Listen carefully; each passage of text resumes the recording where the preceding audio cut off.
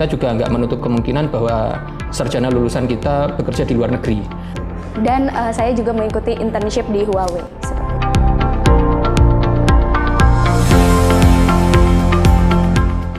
Baik, jadi kalau Anda nanti jadi misalkan menjadi mahasiswa di program studi atau jurusan Teknik Telekomunikasi, maka nanti tentunya akan ada beberapa mata kuliah yang sangat penting untuk dikuasai. Pertama tentunya adalah mata kuliah dasar, yaitu termasuk matematika, fisika, dan mungkin kimia juga, yang nantinya akan sangat dibutuhkan untuk bisa memahami mata kuliah yang levelnya lebih tinggi. Jadi nanti ada mata kuliah dasar baik teknik elektro maupun teknik telekomunikasi. Kemudian kita akan masuk ke mata kuliah yang menjadi inti dari teknik telekomunikasi, ya. Nanti mulai belajar tentang jaringan telekomunikasi, sistem telekomunikasi, serta perangkat telekomunikasi.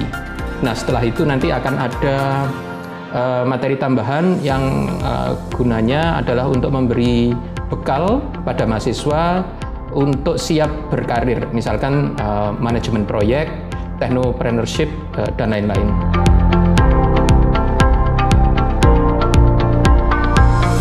Para lulusan sarjana teknik telekomunikasi ini bisa bekerja, itu cukup bervariasi. Jadi kalau kita lihat mata rantai industri telekomunikasi, ya, itu mulai dari industri yang berupa pembuat perangkat telekomunikasi. Di Indonesia ada beberapa, misalkan PT Inti, PT Land Industri, dan beberapa lainnya yang swasta juga.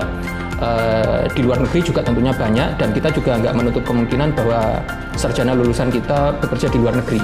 Kemudian setelah industri pembuat perangkat, tentunya ada industri yang berupa operator jaringan, dan itu juga ada beberapa di Indonesia yang cukup besar, ya seperti kita ketahui ada PT Telkom, ada PT Indosat Ooredoo Hutchison, ada yang lainnya juga.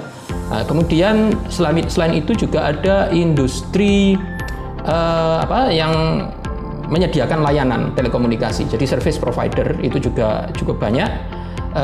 Dan tentunya kemudian di luar itu adalah sektor industri yang sebenarnya bidangnya bukan telekomunikasi, tetapi karena mereka ini sebagai pengguna layanan telekomunikasi, maka mereka juga memerlukan tenaga sarjana teknik telekomunikasi.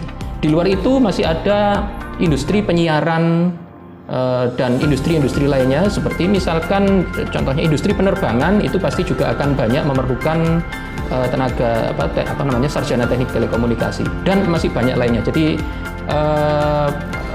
sektor-sektor seperti itu banyak yang akan menyerap tenaga sarjana teknik telekomunikasi. Tentunya ditambah lagi dengan startup, ya, nantinya akan banyak peluang untuk berkarir dan berkarya di bidang teknik telekomunikasi.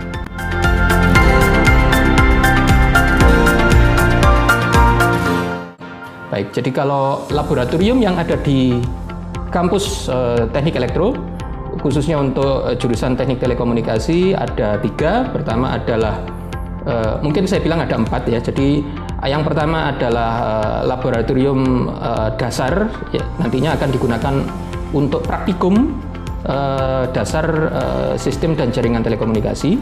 Biasanya adalah untuk mahasiswa baru. Kemudian ketika mahasiswa itu meningkat ke semester-semester selanjutnya, akan ada beberapa kegiatan praktikum, dan itu akan diwadahi dalam 3 laboratorium, yaitu laboratorium jaringan komunikasi, kemudian laboratorium komunikasi multimedia, dan satu lagi adalah laboratorium antena dan propagasi tempat kita berada saat ini. Di samping itu, di luar kampus teknik elektro, kita juga punya fasilitas 5G Experience Center yang letaknya adalah di Gedung Pusat Robotika ITS, yang bisa kita gunakan juga untuk misalkan pelatihan dan juga kegiatan kemahasiswaan yang lain yang terkait dengan keilmuan teknik telekomunikasi.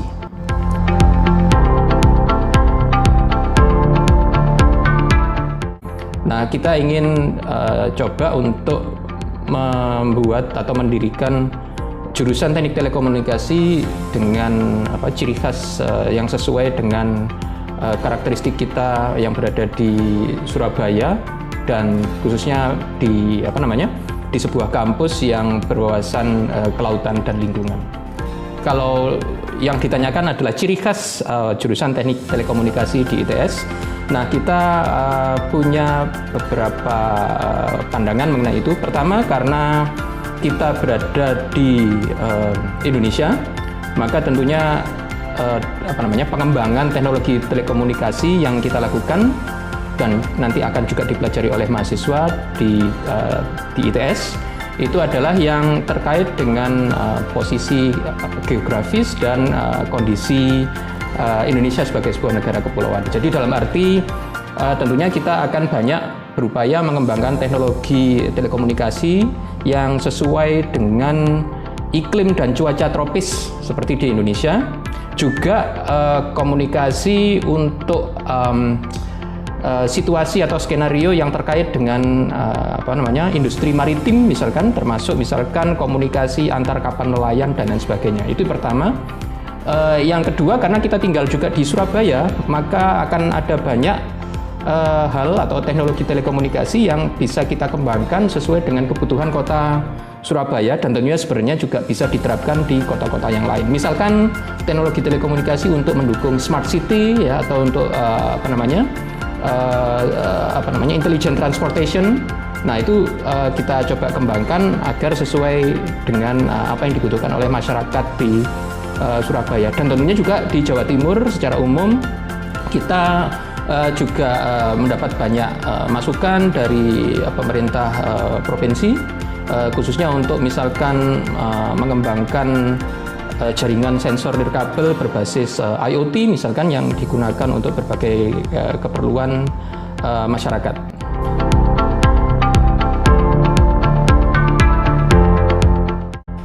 Yang paling menarik sih menurutku karena telekomunikasi ini yang berkembang dengan pesat, jadi banyak topik-topik baru yang dibahas di bidang telekomunikasi ini.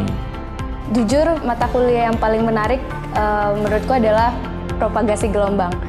Nggak tahu kenapa, tapi menurut saya itu menjawab pertanyaan yang tadi, yang awalnya saya penasaran kenapa mau masuk teknik telekomunikasi, dan akhirnya pertanyaan tersebut dijawab di mata kuliah propagasi gelombang.